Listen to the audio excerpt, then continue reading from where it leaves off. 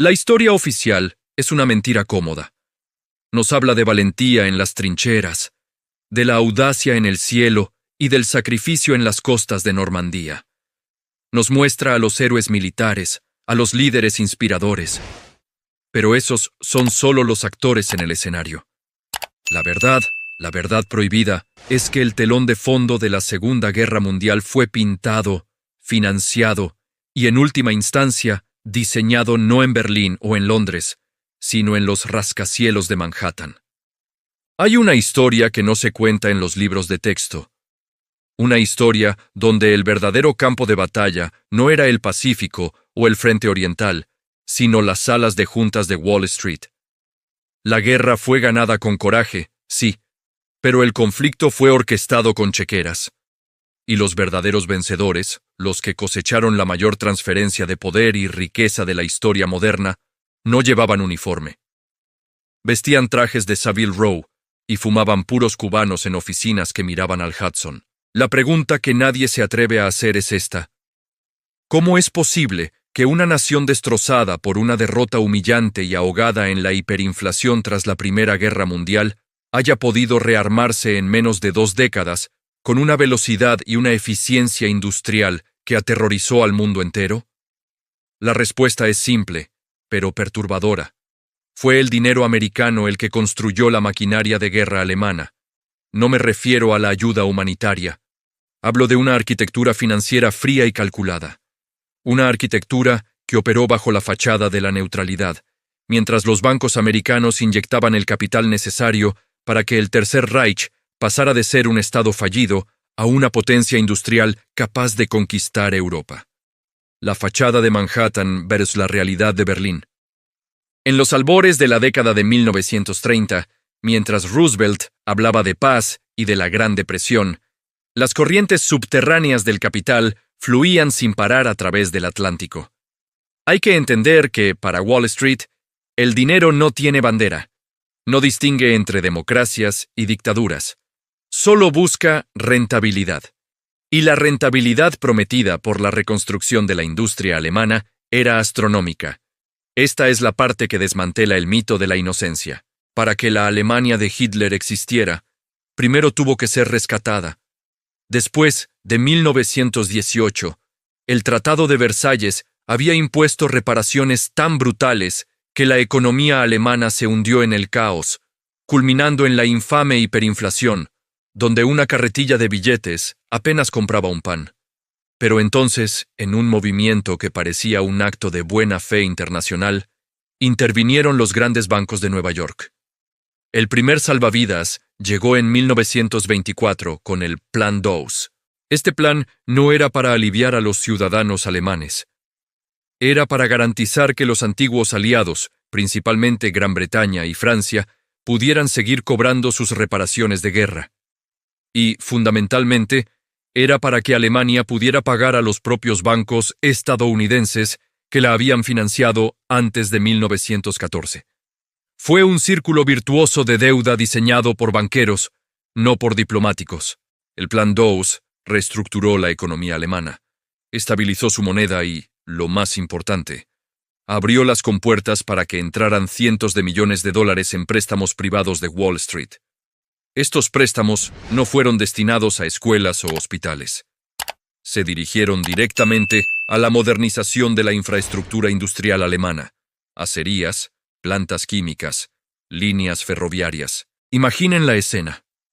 En Berlín, los industriales pasaban de operar maquinaria obsoleta a tener acceso a tecnología de punta financiada por bonos vendidos alegremente a inversores minoristas en Ohio y Texas. Mientras el ciudadano estadounidense promedio lidiaba con la pobreza de la depresión, su dinero de inversión, el dinero que depositaba en el banco o compraba en bonos corporativos, estaba siendo desviado para construir la base industrial que, muy pronto, produciría los tanques Panzer y los bombarderos Stuka.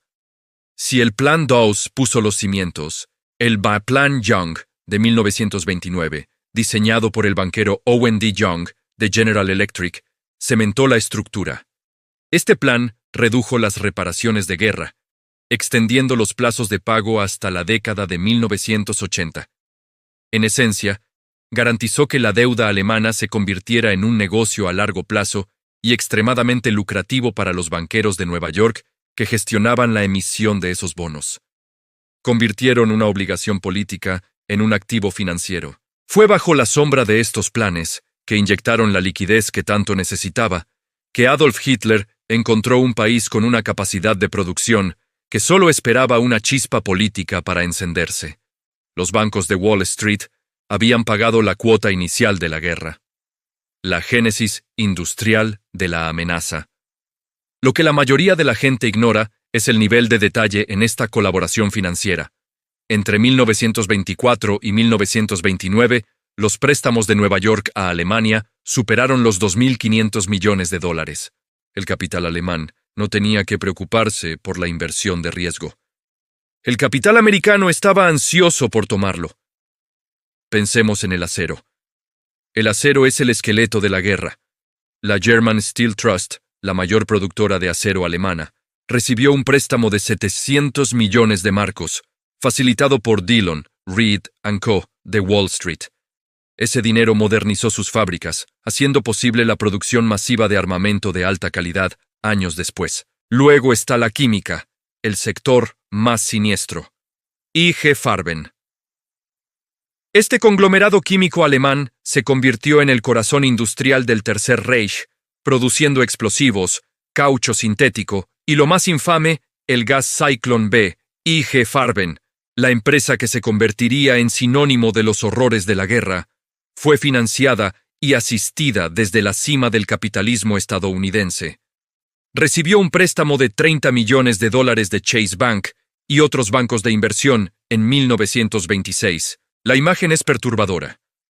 Mientras los nazis ascendían políticamente basando su plataforma en el desprecio por las potencias aliadas, la infraestructura que les permitía operar estaba siendo reforzada discretamente por las mismas potencias financieras que supuestamente se les opondrían más tarde.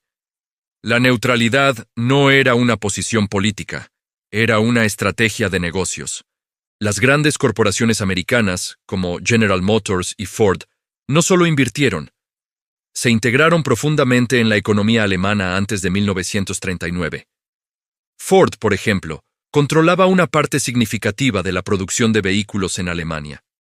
Cuando Hitler tomó el poder y comenzó su programa de rearme, estas subsidiarias americanas, aunque formalmente operaban bajo la ley alemana, se beneficiaron enormemente de los contratos militares del Reich. Esto no fue un accidente histórico. Fue el resultado directo de una fe inquebrantable en el libre mercado, incluso cuando ese mercado te obligaba a hacer negocios con la encarnación del mal. Para los banqueros y los CEO, la política era ruido. El flujo de caja era la realidad. La pregunta se vuelve más oscura. Si Wall Street había invertido tan profundamente en la maquinaria de guerra alemana, ¿hasta qué punto estaban dispuestos a permitir que esa máquina operara siempre y cuando no amenazara directamente sus activos en Estados Unidos? La respuesta a esa pregunta es quizás el secreto más caro y mejor guardado de la Segunda Guerra Mundial, y nos lleva directamente al corazón de un cartel transatlántico que sobrevivió incluso al inicio del conflicto. Una alianza de intereses entre empresas americanas y alemanas que fue más fuerte que cualquier decreto presidencial o declaración de guerra. Pero la historia del dinero que construyó el eje es solo el prólogo. La verdadera traición, el pacto prohibido, se revela cuando miramos los lazos corporativos que se negaron a romperse. Lazos tan íntimos que, incluso después de Pearl Harbor, las empresas americanas continuaron suministrando al enemigo, usando canales y acuerdos que desafían la lógica de la guerra. Esa es la parte que nadie quiere que sepas, la historia de cómo la Standard Oil y el gigante químico IG Farben mantuvieron un pacto de sangre que casi sabotea el esfuerzo de guerra de los propios Estados Unidos. Y eso es lo que vamos a desmantelar ahora mismo. Pero antes, debes entender el precio de esta ignorancia. El costo de permitir que el dinero sea más poderoso que la moralidad. El siguiente capítulo te mostrará cómo el capital americano no solo financió la base del Reich, sino que continuó alimentándolo discretamente, con tecnología vital incluso después de que los soldados estadounidenses ya estuvieran muriendo en el Pacífico. El eje de intereses era mucho más fuerte de lo que imaginas. La historia oficial tiende a simplificar el mal. Nos dice que el eje se levantó por la ambición de unos pocos dictadores sedientos de sangre. Pero esa es una narrativa conveniente. La verdad, la que se esconde en los archivos bancarios de Manhattan, es que el resurgimiento del poder bélico alemán fue una obra maestra de ingeniería financiera, un proyecto de reconstrucción diseñado por Wall Street. Y la ironía es cruel. El mismo capital americano que había intentado castigar a Alemania tras la Primera Guerra Mundial fue el que le inyectó la liquidez necesaria para volver a soñar con el poder global. Hablamos del Plan Dawes en 1924 y luego del Plan Young en 1929. Estos no fueron programas de ayuda humanitaria, fueron sofisticados mecanismos de préstamo diseñados por banqueros de Nueva York, principalmente J.P. Morgan y Chase. El objetivo era doble. Primero, estabilizar la frágil República de Weimar y asegurar que Alemania pudiera pagar sus reparaciones de guerra a las potencias aliadas. Y segundo, y lo más importante para los banqueros, garantizar que ese pago se hiciera con dinero fresco, es decir, con préstamos emitidos por ellos mismos. Este ciclo de deuda fue brillantemente perverso. Los bonos alemanes se vendían como pan caliente en Nueva York, ofreciendo rendimientos jugosos. Los dólares fluían a Berlín, que utilizaba ese capital para modernizar sus industrias de acero, química y maquinaria. Cuando Hitler tomó el poder, no tuvo que construir su motor industrial desde cero. Simplemente tuvo que presionar el botón de oro encendido, en fábricas ya modernizadas y financiadas con capital americano. Los banqueros de Wall Street se habían convertido en los arquitectos de la infraestructura bélica del Tercer Reich sin siquiera darse cuenta, o peor aún, dándose cuenta perfectamente, y decidiendo que el rendimiento de su inversión valía el riesgo moral. El capital, lo repito, no tiene bandera. Y si eso suena a cliché, espere a ver cómo se manifestó en la práctica. Si el Plan Dawes y Young fueron el combustible financiero, el verdadero motor tecnológico del Reich fue la alianza secreta, el pacto de sangre corporativo entre la Standard Oil de Rockefeller y el gigante químico alemán IG Farben. IG Farben no era cualquier empresa. Era un conglomerado monstruoso que producía de todo, desde tintes hasta explosivos. Y lo más perturbador, era el fabricante del gas Zyklon B. Pero su valor estratégico real residía en su dominio de la química sintética, crucial para una nación sin acceso fácil a recursos naturales. Su mayor debilidad era la goma. Sin caucho natural, el esfuerzo de guerra alemán se paralizaría, pues no podrían fabricar neumáticos, juntas o tanques móviles. Aquí entra en escena la Standard Oil. Desde finales de los años 20, Standard Oil y IG Farben habían establecido una relación de cártel, una sociedad global que compartía patentes y tecnología. El acuerdo clave era sobre el caucho sintético, conocido como Buna. Standard Oil tenía los derechos de la tecnología de hidrogenación, vital para el combustible de aviación de alto octanaje, y la IG Farben tenía la patente del caucho sintético.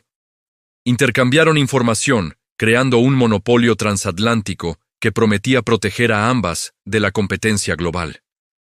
En 1939, cuando la guerra estaba a punto de estallar, los ejecutivos de Standard Oil y IG Farben se reunieron en La Haya. El ambiente era de máxima tensión, pero la lealtad de estos hombres no era hacia sus gobiernos, sino hacia sus balances de resultados. En esa reunión, blindaron sus acuerdos. Pactaron transferir las patentes cruciales, incluyendo el secreto del caucho Buna, a subsidiarias en países neutrales, asegurando que la guerra no pudiera romper su colaboración, y lo más importante, que estas patentes quedaran fuera del alcance del gobierno de Estados Unidos. El escándalo es doble. Primero, Standard Oil se aseguró de que los nazis tuvieran la capacidad de producir el caucho sintético que necesitaban para mover sus tanques y aviones, una tecnología que, si hubiese estado exclusivamente en manos americanas, habría cortado la capacidad bélica alemana de raíz. Segundo, y esto es aún más difícil de digerir, el gobierno de los Estados Unidos luchó desesperadamente al inicio de la guerra para conseguir la patente del caucho sintético. Necesitaban Buna para su propia producción de guerra, pero Standard Oil se negó a cederla al tío Sam.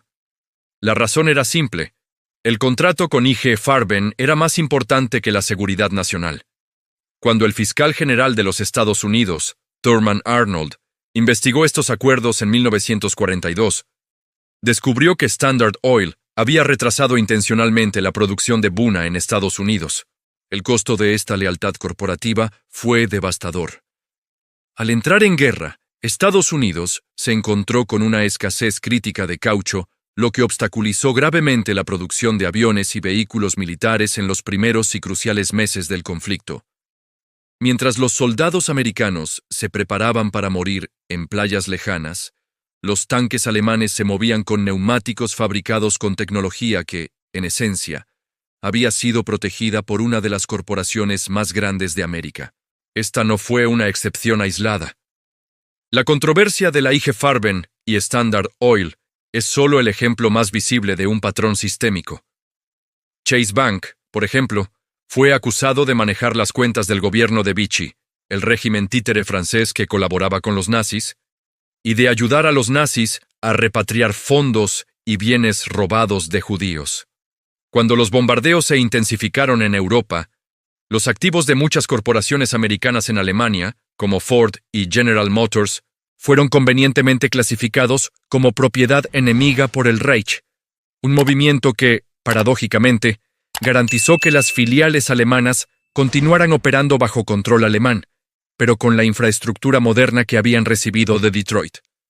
El gran dilema de Wall Street era el siguiente: ¿cómo se puede ganar la guerra sin destruir los activos que se poseen en el territorio enemigo? La respuesta fue un juego de equilibrios peligroso y constante. Los ejecutivos americanos cabildearon sin descanso en Washington para suavizar las sanciones. No querían que el gobierno expropiara las patentes cruciales o que desmantelara por completo las filiales en Europa, argumentando que hacerlo sería una violación de la propiedad privada y sentaría un precedente peligroso para el futuro. Esto nos lleva a una conclusión perturbadora. El esfuerzo de guerra de los Estados Unidos no fue solo contra Alemania, Japón e Italia. También fue, en cierto sentido, una batalla interna contra poderosos intereses corporativos que veían la guerra no como una lucha por la libertad, sino como un obstáculo temporal en el camino de la maximización del beneficio. Para ellos, el verdadero enemigo no era el fascismo, sino la interferencia gubernamental en el comercio transnacional. El capital americano financió la base del Reich, lo alimentó con tecnología vital, y luego, cuando la guerra era inevitable, intentó minimizar las pérdidas protegiendo esos mismos activos. Pero la élite financiera no estaba unida. Había un conflicto interno, una facción que veía en la intervención militar no solo un deber patriótico, sino la oportunidad de obtener un control global aún mayor. Y aquellos que se oponían, los que preferían incluso un acuerdo con el fascismo, si eso garantizaba el flujo de sus negocios, llegaron a considerar medidas extremas. Esto nos lleva a la conspiración de negocios, el complot que nadie quiere recordar. La verdad de que una facción de Wall Street intentó derrocar al propio presidente Roosevelt. Y eso, la traición doméstica, es el costo real que la historia ha borrado. Pero la mayor jugada maestra de Wall Street aún estaba por llegar. Si las corporaciones americanas estaban dispuestas a sabotear a su propia nación, imagina lo que exigieron a sus aliados para ayudarlos a ganar. El siguiente capítulo es el más brutalmente honesto. La ley de préstamo y arrendamiento no fue un acto de generosidad, sino el mayor contrato inmobiliario jamás firmado, donde la moneda de cambio no era el dinero sino el futuro político y la soberanía global. Pero para entender el alcance de ese negocio, primero debemos mirar el abismo que se abrió en casa, la vez que los hombres de traje de Wall Street intentaron tomar el poder por la fuerza. El conflicto que se gestaba en el extranjero, la lucha contra el fascismo, era solo la mitad de la batalla. La otra mitad se libraba en los salones privados y los clubes de caballeros de Manhattan, donde la élite financiera estadounidense se preparaba para una guerra de clases interna contra su propio gobierno, temiendo que la Gran Depresión hubiese abierto la puerta al socialismo disfrazado del New Deal. La ansiedad de Wall Street era palpable, casi histérica. Veían en Franklin Delano Roosevelt a un traidor de su clase, un hombre que se atrevía a regular los bancos, a imponer impuestos sobre la riqueza y a crear programas sociales que costaban fortunas. Para los dueños del capital, esos programas eran la verdadera amenaza a la libertad, no Hitler. El dictador alemán, al menos, era predecible y respetaba la propiedad privada, siempre que fuera aria. Roosevelt, en cambio, era un peligroso desconocido. Esta profunda desconfianza dio origen al complot que la historia oficial decidió enterrar. El business plot, la conspiración de negocios. Imagina la escena en 1934. La nación aún se tambalea por la crisis. En la sombra, un grupo de industriales y banqueros, vinculados a nombres tan poderosos que incluso mencionarlos hoy resulta perturbador, se reúne con un objetivo inconfesable: derrocar al presidente. No mediante las urnas, sino mediante la fuerza militar. Necesitaban un líder, una figura pública intachable, con credibilidad en el ejército. Encontraron a su hombre en el General Smedley Butler, un héroe de guerra condecorado, 2 veces ganador de la Medalla de Honor, un marine brutalmente honesto. Se acercaron a Butler con una propuesta que sonaba a locura, pero que venía respaldada por millones de dólares. El plan era sencillo: financiar un ejército privado de 500,000 excombatientes, marchando sobre Washington, forzando la dimisión de Roosevelt y reemplazándolo con un secretario de Asuntos Generales. Un eufemismo frío y calculador para un dictador títere, controlado por los intereses de Wall Street. Butler, a quien le ofrecieron el mando de esa fuerza, se dio cuenta rápidamente de que no se trataba de salvar a la nación, sino de salvar las cuentas bancarias de los hombres más ricos del mundo. La traición más fría jamás concebida en suelo americano. Cuando Butler expuso la trama ante el Congreso, el pánico se apoderó de Washington. El testimonio de Butler era creíble, detallado. Nombró a los emisarios y describió las fuentes de financiamiento. Pero aquí está el secreto sucio. El Congreso, dominado o intimidado por los nombres involucrados, hombres con conexiones directas a los imperios de Morgan y DuPont, decidió no actuar. La investigación se cerró. No hubo arrestos, no hubo juicios. La prensa, en su mayoría, trató la historia como una fantasía, un rumor sin fundamento. ¿Por qué? Porque procesar a estos hombres habría significado admitir que el corazón financiero de Estados Unidos estaba podrido, que la lealtad a la ganancia superaba cualquier juramento patriótico. Era más fácil barrerlo bajo la alfombra y mantener la ilusión de que el capitalismo americano era moralmente superior. El business plot fue el recordatorio brutal de que, para una facción poderosa de la élite, las ideologías eran intercambiables. Su única verdadera bandera era el balance final. Si estos hombres estaban dispuestos a traicionar a su propio presidente para proteger sus ganancias internas del New Deal, imagina la ferocidad con la que negociaron cuando se trató de ayudar a sus aliados en el extranjero. No había espacio para la hermandad, solo para el cálculo geopolítico más despiadado. Mientras Europa se desangraba y Gran Bretaña estaba al borde de la bancarrota frente a la amenaza nazi, Londres desesperadamente necesitaba armas, municiones y petróleo. Necesitaba que Estados Unidos entrara en la guerra, o al menos que le vendiera el material necesario. Pero Gran Bretaña estaba financieramente exhausta. Habían gastado casi todo su oro y sus activos líquidos. La respuesta de Washington, dictada por la fría lógica de Wall Street, no fue la caridad, fue la Ley de Préstamo y Arrendamiento, Lend-Lease Act, de 1941. Este acto se presenta en los libros de historia como la generosidad americana, un puente de vida tendido a los aliados que luchaban por la libertad. Mentira. La Ley de Préstamo y Arrendamiento fue, en realidad, el mayor y más audaz contrato inmobiliario jamás negociado. Una maniobra que reconfiguró el poder global sin que un solo soldado estadounidense tuviera que morir en ese momento. Lo que nadie te cuenta es el costo real de esa ayuda. Cuando Roosevelt firmó la ley, se estableció que los bienes de guerra no serían regalos, serían prestados o arrendados.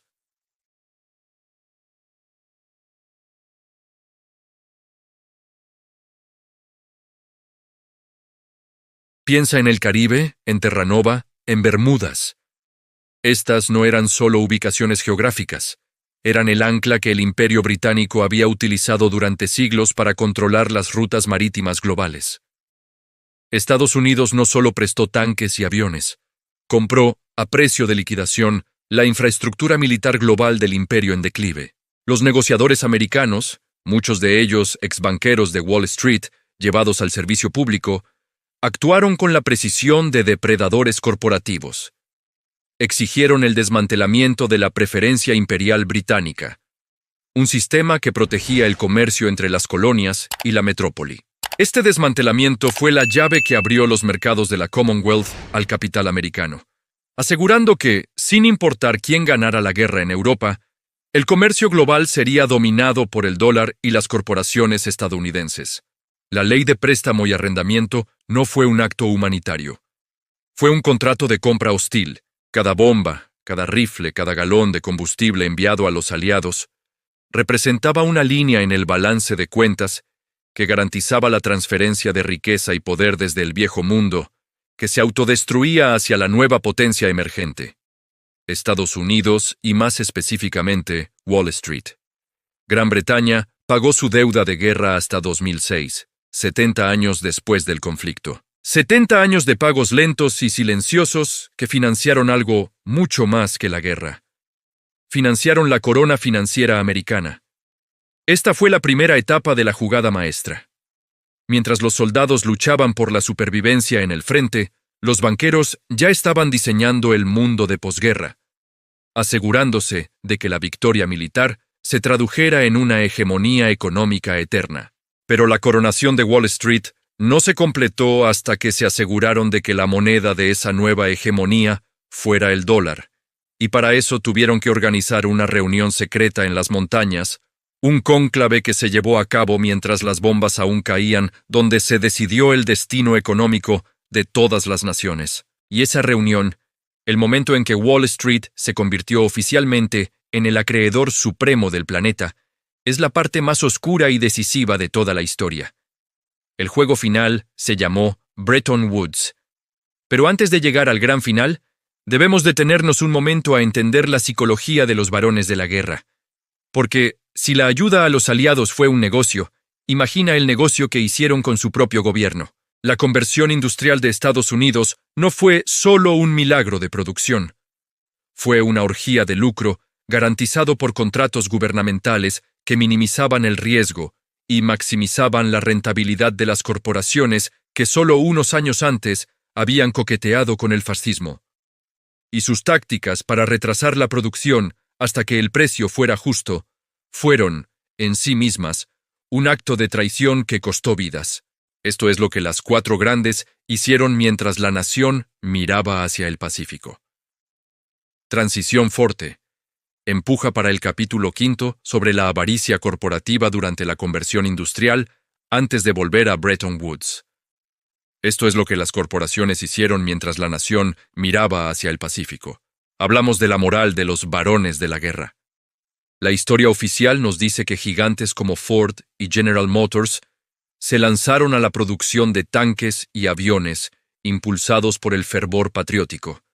Pero esa es una narrativa conveniente para los libros de texto. La verdad, la que se susurra en los archivos corporativos, es que la conversión a la maquinaria de guerra no fue un acto de altruismo. Fue el negocio más seguro y rentable que jamás se había inventado. Las empresas no se apresuraron a ayudar a su país. De hecho, hubo una inercia calculada. ¿Por qué? Porque cambiar una línea de producción masiva de autos civiles a bombarderos es costoso y arriesgado. Y los ejecutivos de Wall Street, entrenados para maximizar la rentabilidad a expensas de todo, esperaron. Esperaron a que el gobierno, desesperado por armar a la nación, garantizara contratos que eliminaran el riesgo y aseguraran el beneficio. El sistema que se creó se llamó contratos de costo más porcentaje de ganancia. El gobierno pagaba todos los costos operativos, de inversión en maquinaria, de mano de obra y de materias primas. Y luego, además de eso, garantizaba a la corporación un porcentaje de ganancia fijo, generalmente un 10% o más, sin importar cuán eficiente o ineficiente fuera la producción.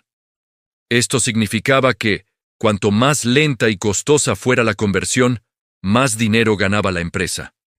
Imagina la dinámica.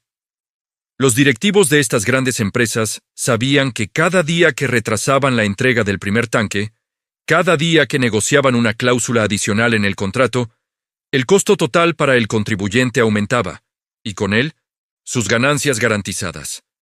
Era un incentivo perverso. La avaricia se convirtió en una variable de la ecuación militar. La vida de un soldado dependía de que un ejecutivo en Detroit o Pittsburgh decidiera que el margen de beneficio era lo suficientemente jugoso. Mientras Washington gritaba escasez de caucho y acero, las corporaciones estaban negociando la letra pequeña de su fortuna de posguerra. Los estudios de caso son perturbadores. Ford, por ejemplo, fue criticado por los retrasos en la entrega de motores de aviones, y General Motors tuvo que ser presionada repetidamente para que acelerara la producción. No era desorganización, era el arte de la inercia lucrativa. Estaban asegurando un futuro donde el capital invertido por el gobierno en las nuevas fábricas de guerra pasaría a ser, después de 1945, propiedad de la corporación. El conflicto no solo salvó a Wall Street de la Gran Depresión, le regaló la infraestructura industrial más avanzada del mundo, pagada con fondos públicos. Pero esta mentalidad de lucrar con la tragedia no era solo una cuestión de contratos. Tenía raíces ideológicas más profundas y oscuras. Antes de que Wall Street se uniera completamente bajo la bandera del Lend-Lease y la producción de guerra, hubo una facción poderosa que veía en el fascismo una solución atractiva para los problemas internos de Estados Unidos. Esto es lo que se conoce como el Business Plot, o el complot de negocios de 1934. Esta historia es tan prohibida en los libros de historia tradicionales que suena a teoría de conspiración, pero fue investigada seriamente por el Congreso. En el centro de la trama estaba el General Smedley Butler, un héroe de guerra condecorado que tras retirarse se convirtió en un feroz crítico del capitalismo bélico. Butler testificó bajo juramento que había sido contactado por emisarios de algunos de los hombres más ricos y poderosos de Estados Unidos, vinculados a imperios como J.P. Morgan y DuPont, con un plan concreto: orquestar un golpe de Estado para derrocar a Franklin D. Roosevelt.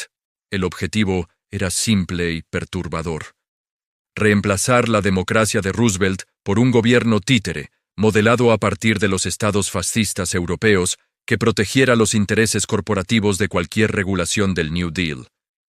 Querían una figura militar popular, el General Butler, para liderar una milicia de veteranos y forzar la renuncia de FDR. Butler denunció el complot. El Congreso lo investigó y concluyó que si bien la evidencia del plan era abrumadora, los participantes de Wall Street eran demasiado poderosos para ser procesados sin causar una crisis de confianza que desestabilizaría al país en plena depresión. El complot fue silenciado, escondido bajo alfombra. Los nombres de los banqueros y magnates fueron protegidos y nunca enfrentaron un juicio. Esta historia revela algo crucial. La élite financiera no era monolítica en su patriotismo.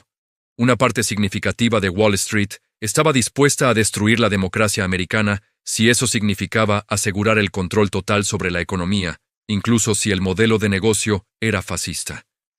Esta facción solo se sometió cuando la guerra se convirtió en una fuente de ganancias aún mayores y garantizadas que cualquier golpe de Estado. El camino estaba libre. El capital americano, que había financiado la resurrección industrial alemana, que había lucrado con los contratos de guerra y que había superado una amenaza fascista interna, estaba listo para la coronación. El escenario global estaba preparado para que el dólar reemplazara a la libra esterlina de una vez por todas. Bretton Woods. La creación del imperio del dólar. Julio de 1944. Las playas de Normandía ya estaban aseguradas, pero la guerra en el Pacífico seguía siendo brutal. Lejos de los frentes, en un recóndito y lujoso hotel en Bretton Woods, New Hampshire, se reunieron delegados de 44 naciones. La atmósfera era eléctrica. No estaban debatiendo la paz. Estaban decidiendo quién controlaría el futuro económico del mundo. Los dos titanes de la sala eran el británico John Maynard Keynes y el americano Harry Dexter White. Keynes, el economista más influyente de su tiempo, representaba a un imperio británico exhausto, endeudado hasta la médula con Estados Unidos. Él proponía un sistema de cooperación multilateral, una moneda global neutral, el Bancor, y un Banco Central Internacional que ayudara a las naciones a salir de la deuda sin someterlas a la austeridad. Pero White, representando al Tesoro de Estados Unidos, tenía el poder real. La posición de Estados Unidos era inexpugnable. Poseían más de 2/3 del oro mundial y eran la única nación industrial que no había sido bombardeada. La reunión no fue una negociación, fue una imposición. White y Wall Street no estaban interesados en la cooperación, sino en la hegemonía. Keynes, que veía su imperio ser desmantelado en tiempo real, luchó apasionadamente, pero fue inútil. Los Estados Unidos dictaron los términos. El resultado de Bretton Woods fue triple y decisivo. Primero, se estableció el estándar de cambio del dólar. El dólar americano fue la única moneda convertible en oro, a $35 por onza. Esto convirtió al dólar en la moneda de reserva mundial. Cada transacción internacional, cada barril de petróleo, cada préstamo, tendría que pasar por el dólar. Wall Street se convirtió en el centro de gravedad financiero del planeta. Segundo, se crearon el Fondo Monetario Internacional, FMI, y el Banco Mundial, BM. A diferencia de la visión de Keynes, estas instituciones no nacieron como órganos humanitarios. Fueron diseñadas como instrumentos de expansión para el capital americano. El FMI se encargaría de estabilizar las monedas, prestando dinero a países en crisis, con una condición: que adoptaran reformas estructurales, favorables a los intereses de los acreedores, es decir, a Wall Street, privatizaciones, apertura de mercados y reducción del gasto social. El FMI se convirtió en el mecanismo de cobro global, asegurando que cualquier nación en reconstrucción estuviera permanentemente en deuda con el sistema financiero americano. La guerra no terminó en 1945 con la rendición de Japón. La guerra por el poder económico terminó en 1944 en Bretton Woods, con la coronación financiera de Estados Unidos. La victoria militar solo sirvió para ratificar el acuerdo que ya se había firmado en esa cumbre secreta. La arquitectura de poder que Wall Street construyó durante la Segunda Guerra Mundial no se desmanteló con la paz. Se perfeccionó. El sistema de contratos de costo más ganancia se convirtió en la base de lo que el presidente Dwight D. Eisenhower llamaría, años más tarde, el Complejo Militar Industrial, CMI. Eisenhower, un general que conocía íntimamente la maquinaria de guerra, advirtió en su discurso de despedida sobre la influencia injustificada que este complejo, la alianza entre el ejército y las grandes corporaciones de defensa, había adquirido. Su advertencia se perdió. La victoria de Wall Street garantizó que el motor económico de Estados Unidos estuviera permanentemente conectado al gasto militar. El conflicto se convirtió en una necesidad económica. Si la guerra es el negocio más rentable que existe, el sistema necesita guerras, o al menos la amenaza constante de ellas. La Guerra Fría no fue solo un conflicto ideológico. Fue un mercado masivo, garantizado para las corporaciones que habían prosperado entre 1941 y 1945. Corea, Vietnam y todas las intervenciones que le siguieron fueron alimentadas por un sistema que había aprendido a monetizar el miedo y la destrucción. El mismo capital que financió a Hitler a través de los planes Dawes, luego financió la guerra contra Hitler a través del Lend-Lease. Y finalmente se aseguró de que la paz fuera solo una transición entre los mercados de conflicto. Hoy miramos las crisis geopolíticas, las invasiones, las tensiones comerciales Y vemos lo que los libros de historia quieren que veamos: ideologías, fronteras, seguridad nacional. Pero, si miramos de cerca, quitando el velo del patriotismo, siempre encontraremos los mismos gráficos de acciones, los mismos contratos de deuda y los mismos intereses que se consolidaron en aquella reunión, prohibida, en New Hampshire. La verdadera lección de la Segunda Guerra Mundial no es la valentía de los aliados. Es que, mientras los jóvenes de todo el mundo se sacrificaban en el barro, la mayor transferencia de riqueza de la historia moderna se estaba ejecutando en los despachos de Manhattan. Y esa transferencia de poder nunca ha terminado. El sistema de lucro a través del conflicto fue perfeccionado. Ahora que sabes cómo se financió y se coronó este imperio, la pregunta es: ¿cuál de las guerras modernas que ves en las noticias es, en realidad, solo el siguiente gran negocio para Wall Street? Déjalo en los comentarios. El despertar comienza cuando entiendes que las fuerzas que gobiernan la geopolítica no tienen bandera. Solo tienen un balance de cuentas. Pero hay una última pieza en este rompecabezas, un detalle que se esconde a plena vista. Si Wall Street controló el dinero, ¿quién controló el conocimiento?